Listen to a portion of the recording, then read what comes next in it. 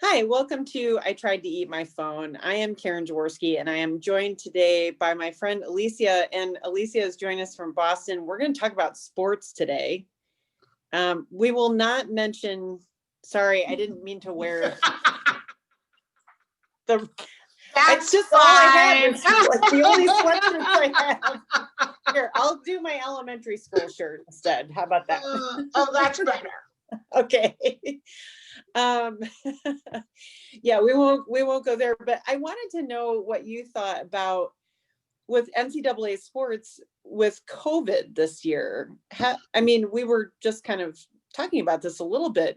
How do you feel like this is what do you think the impact of this is in the long term? Or do you think that this or how do you think people will look back on this year? I feel like as a sports nation, like, do we write this off, or is it legitimate, or what do you think? Yeah, this is definitely a challenging year. I do think that everyone is trying to play, and I think everyone's trying to do it safely. Obviously, we've seen we knew, and I knew coming in as someone who works in athletics, that we are going to get positive tests. We just are. What is our plan? And that's what I've been most proud of, is our planning and our testing availability at my particular university. And I do think sports are important. And while this was very hard conversation or thought for me as a doctor and as a sports fan, because I want to watch sports. Yeah. But I wasn't sure we could do it safe. And I wasn't sure at the beginning if safety was actually everyone's priority, versus we have to play because of monetary reasons, to be frank. But as I've seen this kind of play out, first starting, with the NBA and Major League Baseball and the NHL starting over again. And, yes, they created a bubble and were able to, finish their seasons off. But then, once even college football started, yes, games have been canceled. And I think we knew that this was what was going to happen. But, in some areas, there are no fans in the stands. Some there are. No stadium is full. But I think you can, even for me, I get a lot of joy out of watching college football on Saturday. I'm excited to see our student athletes get started here. And so I think this is going to be seen as that it was helpful for people to give them something to do, right? And very early in the beginning, when everyone's sheltered in, you probably ran out of Netflix to watch, and for that sports fan, it really is empowering. I remember, and I do not mean to compare the two incidents, but I just remember the very first sporting event I watched after 9/11. It was so emotional. Just hearing the national anthem sung was really emotional. And so not in the same way, obviously, but just to see sports on just kind of lifted my spirits a little bit. Like, okay, here's something that is sort of normal. No, there's no fans, there's no band in the stands, that kind of thing. But I can watch it on TV and I can cheer, and the announcers are still there. So I think it gave us some normalcy, and I think it's really helped. I actually think it's really helped people. Yeah. Yeah, I think it has. It's sort of boosted spirits. And I will say, one thing I noticed this weekend is I was like, it's, one of the things that has come about during the pandemic is sort of the workaround. Like, all right, how do you work around this? What's our new take on this, that we can handle and still be safe? And I was thinking about the fact that game day was at Augusta. Yes. And it was so much fun to watch. Right. And I was like, what a cool kind of setup that was. I mean, they had, Vern Lundquist on and stuff, and he's done both, football and golf. And golf, yeah. And and to have see Augusta in the fall, like usually we're so used to being it in the spring, but to watch kind of that, like, okay, let's do this. We can't have fans here, and the Masters is going on, and let's get together here. I think those are kind of the cool components that come of, like I said, the workaround. Yes. Yeah. I agree. I think so. And I mean, I've just kind of, again, I think it's just added some calm, some normalcy to people's lives, giving people something extra to do. I can tell you, just in talking to some of the athletes that I work with, it has helped their mood. Mm-hmm. Okay. And that's been really important. Yeah. They really need this. And there's been multiple different kinds of adjustments that have been made, from just, in our state, Massachusetts, just like, at first it was like not more than 10 people could work out in a group at a time, and you had to spread out all over the field. And we had some issues with, not issues, but we had some logistics that we had to go through to make sure there was enough space that every team got to practice and that kind of thing. Even though our fall teams didn't compete, they got to practice. So I think that really, really added, again, some normalcy for these students after just the isolation, not being able to play, missing their teammates. That's really part of their life as a student. Right. Because I think about, like, COVID is incongruent to pretty much everything that embodies what people love about being a part of a team, like, and being part of athletics, and like that you have this experience where you're sharing it with these other people. So it sort of that construct is really tough right now, because that's what you crave about sports. And one of the things that's a big deal, and kind of being in that family of people who are on your team or on your side, and not being able to have that be in place in its normal aspect has got to be really tough on athletes. Like the psyche, it's got to be really tough. One thing I thought of when I knew I was going to talk to you about sports, I wanted to ask you about your thoughts on where we're going in terms of the role of women in sports, because, this has been a big story with Kimberly Ing becoming general manager of the Marlins now. And I think that's so awesome. Like, that's one of those things where if I was a little kid, that would have totally been inspirational to me to see that. So where do you think, how much further do you think we need to go? Where, they talk about her breaking the glass ceiling, but where else can we go from here? I feel like there's other areas that we can excel in as women in sports, but what do you think about? I think that this is probably going to be the next bastion. I was very, very excited for her, because her name has been in baseball for about 20 years. She's been passed over multiple times. And she's for a GM position.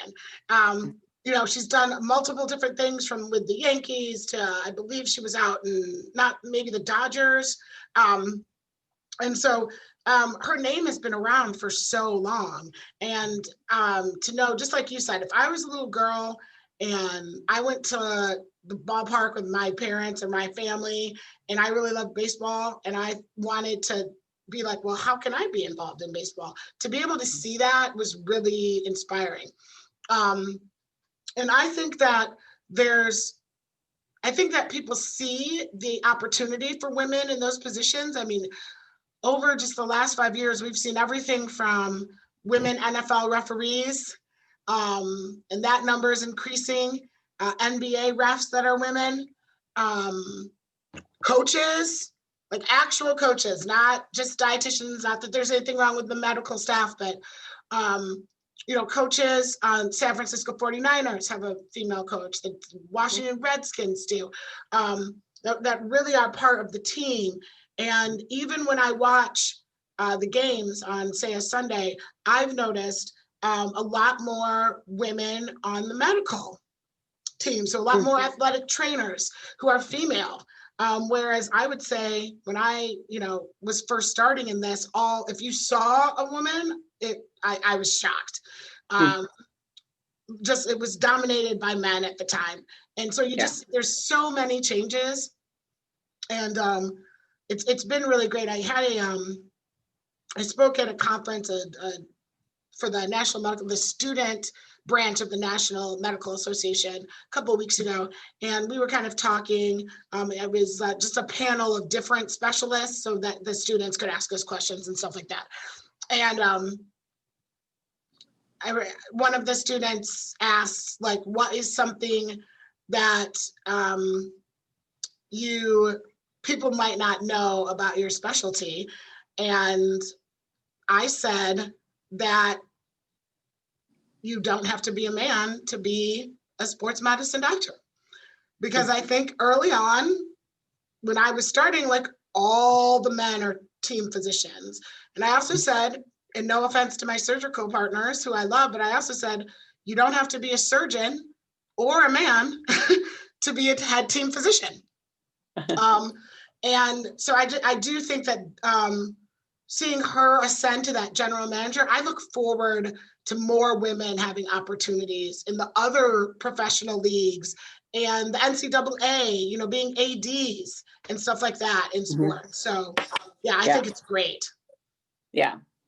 It's nice to see that come about, because I think even when I was younger, I remember thinking, like, when we first started seeing more female sportscasters. Yes. That I remember thinking, because when I was young, I always thought, I want to do that. And then there weren't so many women in those roles. And if they were, it was sort of a puff piece type thing. And it wasn't, but now I feel like, wow, that's really, the tide has certainly turned a little bit with that. And I appreciate watching them now as a part of that.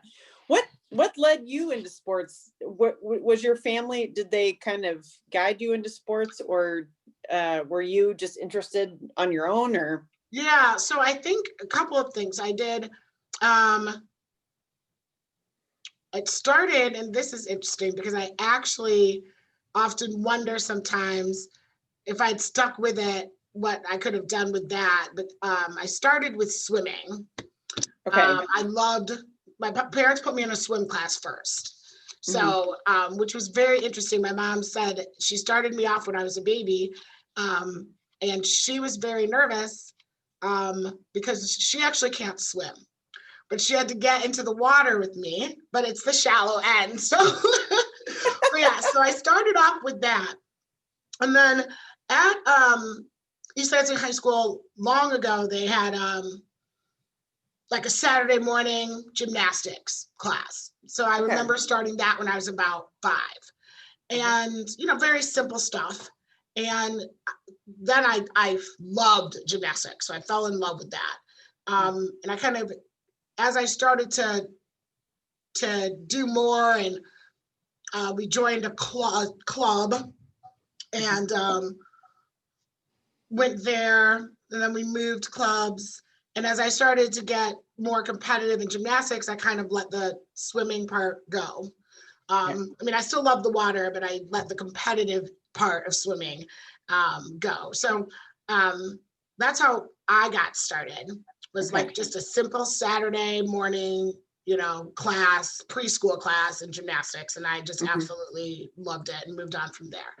And my sister, who's 5 years younger than me, she got involved in gymnastics because, so this is actually a funny story. Because I was trying to coach her. So I was trying to teach her skills, and I was trying to spot her, and I dropped her on her head. And she still will tell you that there's a dent in the back of her head from where I dropped her on her head when she was like 5 years or 6 years old. So my mom said, okay, we're going to take her to the gym. You can't do that anymore. Which was great because Yeah. she actually turned out to be incredible. Yeah. Was a very high level, elite level gymnast, Wow. Olympic level gymnast, and then she competed in college. And So she has you to thank you for that's what I tell her every time, Karen. I say you're welcome. For me, if I hadn't dropped you on your head, we never would have found this excellence that you are. This is what got the ball rolling. Right? Exactly. But within my training of gymnastics, I had multiple injuries, and so that kind of what pulled me out of the sport. I actually tore my ACL 3 times. Oh my gosh! Oh, I saw the orthopedic surgeon all the time, and absolutely, I really liked him because I was there often. And so that's when I thought, okay, I'm going to be a surgeon and I'm going to take care of athletes who hurt themselves. Wow. And that was like I didn't know it was called sports medicine. I just knew that he took care of athletes and he made me better, even though I kept getting hurt. And so I said, you know what? That's what I want to do. That's what I'm going to do. And then quickly in medical school learned that I'm not a surgeon. That's not meant for me. And that my role was more on the primary care side, sports, not just to take care of the ACL. And there's tons of injuries, and when we see them on TV, if your best favorite player goes down, you see something gruesome, like what happened to the quarterback from the Redskins a couple of Sundays ago with the ankle dislocation. Those things stick in your head, but honestly, about 90% of what I do is not surgical at all. So they might have musculoskeletal pain, but it doesn't require surgery. So being able to help them manage that with whatever treatment plan we come up with, but also the other things that we take care of, like disordered eating issues, manage concussions, manage with help of our behavioral medicine colleagues, our patients with depression and anxiety, those kinds of things. So kind of taking, I know it sounds cliche, but kind of taking care of that whole patient instead of one joint kind of is what led me into the primary care sports. And it's been, I feel very lucky to have the path that I had. I never would have, I could not have imagined that this is kind of where I would be. Wow. I love that. I have 2 cousins on my mom's side, and they're kind of like siblings to me. They're about 10 years younger. And my cousin Maggie has her master's in social work, and she moved out to Colorado a couple of years ago, and she swam at Calvin. Okay. And she now works for the Olympic swim team and does mental health practices and kind of self-advocacy for the women's swim team. Good. Which is great. So I'm like, very cool. Yeah, it's a very cool. I love hearing about her job. Like, she can talk about it all day, and I'm like, tell me more. So that's obviously a field that is has been neglected and is something that's really important these days. So I love that athletes are really starting to talk about it more, right? Like, it's so taboo. It's so like, it used to be so kind of taboo. Nobody wanted to talk about it. You didn't want to, even in the general population. Like, even when I started med school in the 90s, if you even kind of brought up, let's talk about depression, people would be like, I'm not crazy. And that you're like, no, just how they kind of equated mental illness with being crazy. Right. And so the fact now that athletes can acknowledge, even at the highest level, like, look at Michael Phelps. He was depressed. Yeah. And you're like, how is this dude depressed? He won 8 gold medals. That doesn't have anything to do with the pressure. And I've worked with some high level athletes, and I remember just thinking, wow, they're so good. They have everything. And then I remember being at a competition and they're having one of them kind of have a breakdown in the middle of the night before the day before competition. And it was the pressure. The pressure of being the best and number one can be crushing. And they can make it seem like it's easy, but it is not easy. And the way they train those high-level elite is really hard on your body and how they recover, and are they getting enough sleep? So all these things, I'm so glad people are paying more attention to them, because they are really, really important. That's good, because I mean, it really is kind of in a way like the perfect storm. You know, you're sort of expected to be of this certain caliber, and you're in the public eye, right, in whatever format.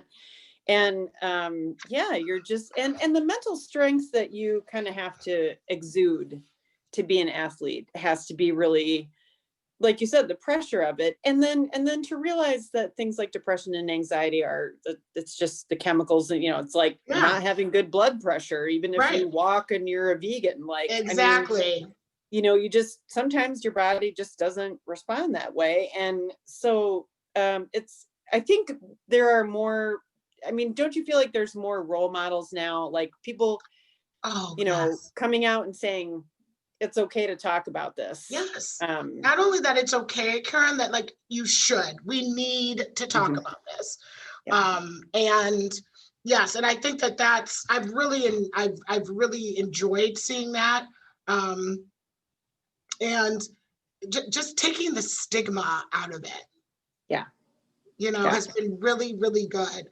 And acknowledging the importance of having a sports psych person, or having somebody, a psychologist, or, just like you have your dietitians or whatever, your physical therapist, your athletic trainers, like we have to take care of the whole body, including their spirit and their brain. And so, that has really been something that I think has changed probably a lot in the last 2 to 3 years. And I still think we need more. I still think, and I don't quite know how to do it, because sometimes when you ask the questions, we've got like a screen, there's multiple different screens for depression out there. But sometimes when we are asking them the questions, I feel like they don't necessarily maybe want to answer honestly. So I don't know if it's something we should give them themselves to fill out, or there's a computer, like something where they feel like, where I feel like they feel comfortable asking, answering themselves, instead of you asking them and them kind of feeling like, maybe I'm not comfortable with you, I don't really want to talk about that right now. That kind of thing. But I do want to delve more into it. And I think it's going to be a big push moving forward. Kind of, well, sort of tangenting off of something you said earlier about, just finding kind of heroicism and people coming forward with things and making sure that other people are safe and stuff. What do you have like in a heroic way, do you have any like sports heroes that you look up to? Is there anyone in the sports world that you're like, wow, that person is doing it right? That is a really good question.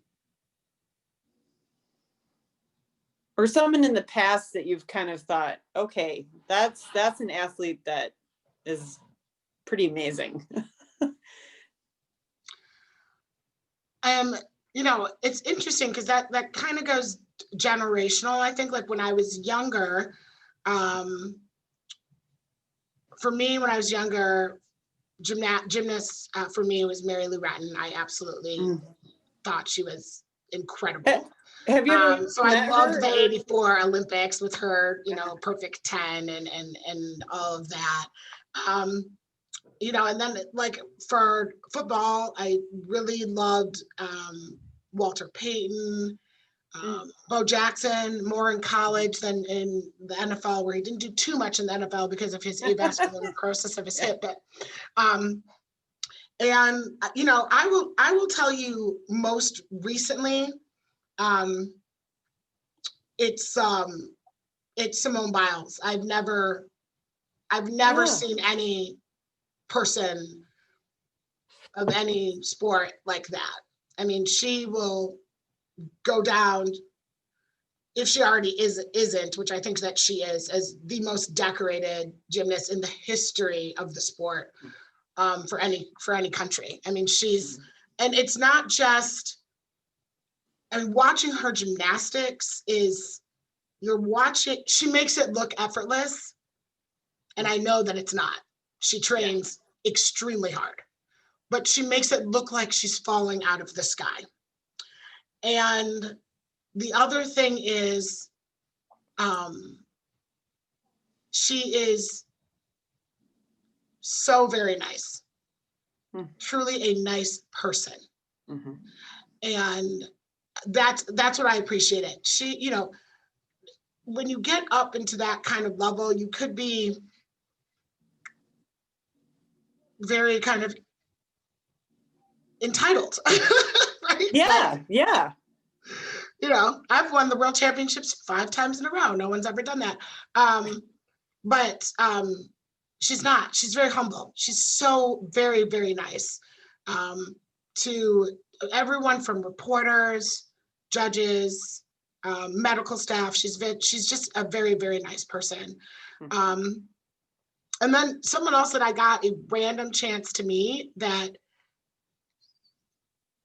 changed my mind about him, I guess, a little bit, was randomly in 2016, I got to meet Kobe Bryant. And he was so I was covering the Olympic trials, and we were in San Jose. And he apparently, I did not know this, but it's a documented fact, he's a huge fan of gymnastics. Really? And from the 90s. Like he's a huge fan of gymnastics. So he was personal friends with Bart Conner and Nadia Comaneci, who are married. And so he came to the last day of Olympic trials. So we were getting set up. We were about to start the finals for the women. The men had finished. So we were about to start the finals for the women. And we're coming out and we're putting stuff where it needs to be. And all of a sudden I start seeing kids and like screaming and like running towards the floor. And I was like, what is going on? And I swear, Karen, I turned around and I could have reached out and touched him. He was standing right there. And then I turned back and I was like, Kobe Bryant. And I'm like, why would Kobe Bryant be? He's right behind me, isn't he? Yeah. And so I will say I had never considered myself someone who would be like starstruck, but I was. And we were able to, the gymnastic security, and then his own personal security kind of ushered him off. And we went back and didn't want to bother him, but asked for a picture with him. 2 of us did, which I've never done. I've never, ever asked an athlete for a picture. This is just a kind of a no-no, or seen as a no-no.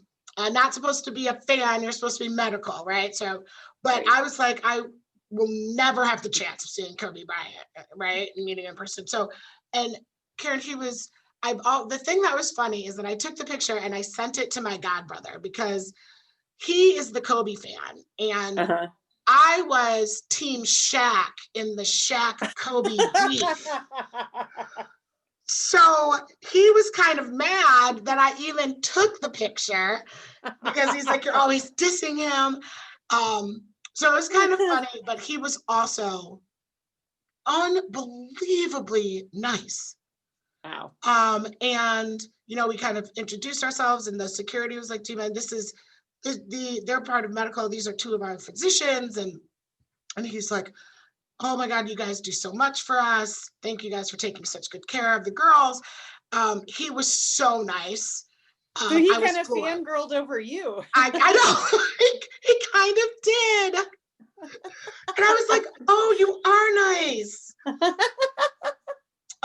Yeah, he was great. So I think that is something that, especially with the tragedy that happened this year, something I still have that picture. I kind of cherish it. And that was that was a meeting of, you know, one of the greatest basketball players that's ever played the game. So I kind of fangirled, and I admit that I fangirled. Yeah. I absolutely love that story. That will make me smile every time I think about him now. I love that. I'm just picturing you being like, he's right behind me, isn't he? Yes, right. He's right there. Right there. I love that.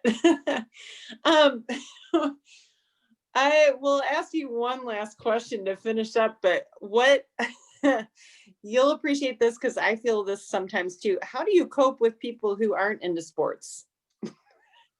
Because I know Seattle, let me tell you, when I first moved to Seattle, I was like, this is the worst sports town in the world. Like after living in Michigan and then in Chicago. Right. And then moving out here, and I was like, first of all, I was shocked that they didn't have an NHL team, which Right. I don't think I ever really paid attention to, but all of a sudden I was like, wait a minute. Oh yeah, they don't have a hockey team here. No. And then it was sort of like, you know, you talk about like, when I would talk about that I went to Notre Dame, people would be like, in Paris? Oh my God. Dude, people. It was like, wait, where am I? Like, where? Oh my God, that's hilarious. Yeah. I love it. Yeah. And then like the Sonics left, and then it was like, you know, the Seahawks, now the Seahawks are a big deal. And now we have an NHL team coming in, and it's great.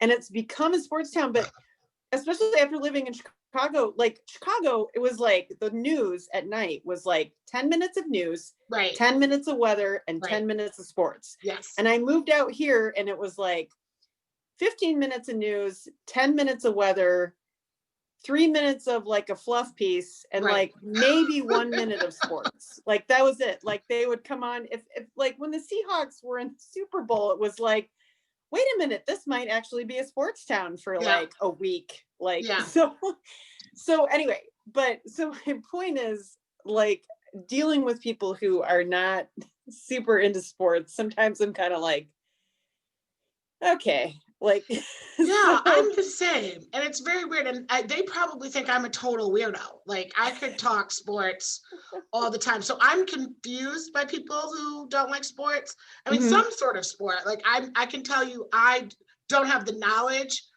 for hockey. Like I know the teams and that kind of stuff, but I don't know the players and that, you know, and then I've got friends who are diehard hockey. But I feel like everyone I know knows like some sort of sport. The thing that was interesting for me out here, Karen, was not that Boston's not a sports town. Yeah. It's that it's a professional sports town. So while there's like BC is here for hockey and BU is here, there's no college sports out here. So it's not like even, I mean, outside of when BC plays Notre Dame or BC plays Florida State, the stadium is like empty, basically. I never thought about that, but I can see that. It's no, it is. And not only is it not, it's a really a professional sports town, and I will give it to them. They love their Boston teams. I always tell them, my friends out here, I'm like, you guys aren't sports fans. You're just Boston sports fans. Like as soon as their team is out, they could care less. They hate every other team.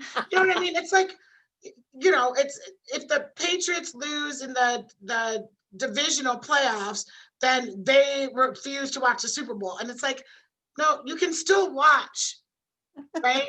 It's like everything ends when Boston is not involved anymore. So that is kind of, and some of them readily admit it. They're like, yeah, we don't care. And I was like, okay.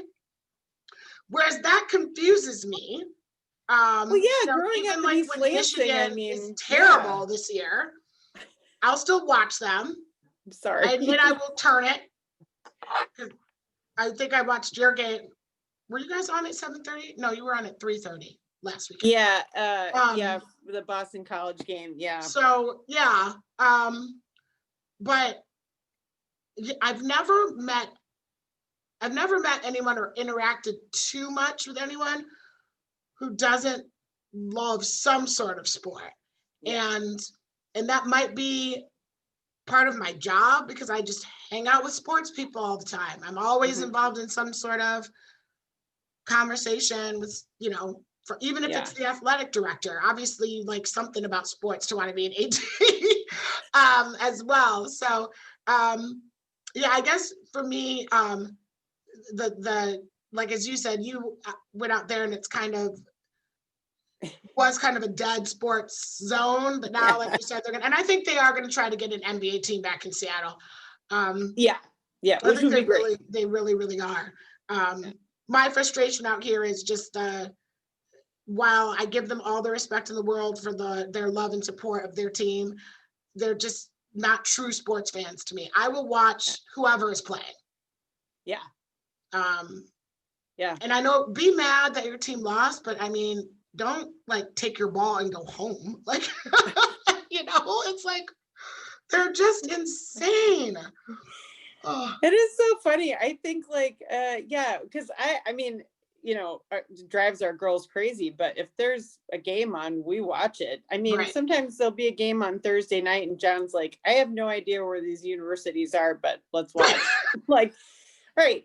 And part of me feels like we know a lot of people where like one spouse isn't into sports. And I'm like, wow, I don't think I could do that. And actually, I mean, I had to kind of move John into a few more things too. He was not really a big baseball fan. Yeah. Okay. When we got together and I was like, just so you know, I'm like, I have a subscription to the MLB Live and like, there we go. So Cubs are going to be on no matter what. So. Exactly. So now he's turned the corner a little bit with that, but he's always been into hockey and football and but you can turn people, but I'm always fascinated by people who are like, oh, I don't really watch sports. Yeah. Like any, right. Really? Exactly. Like none, not even soccer, something. Bowling. I mean, nothing really. Like, what do you watch on TV?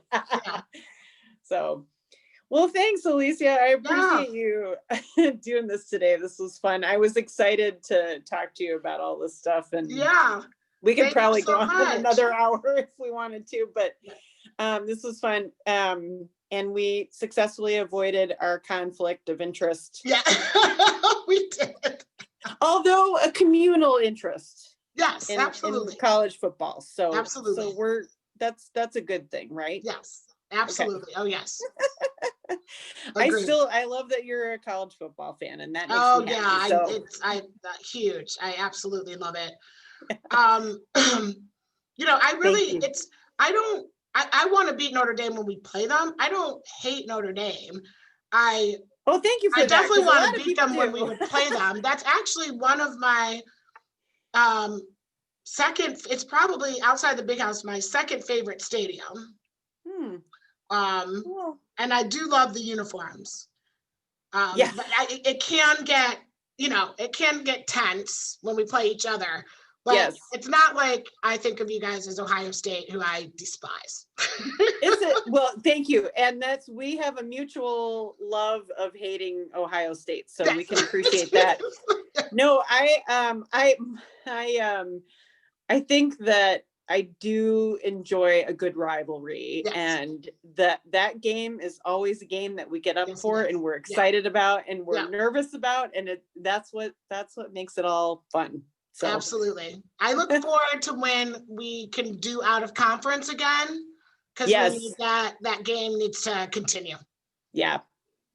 I appreciate that. Thanks, Alysia. All right. Take care, Karen.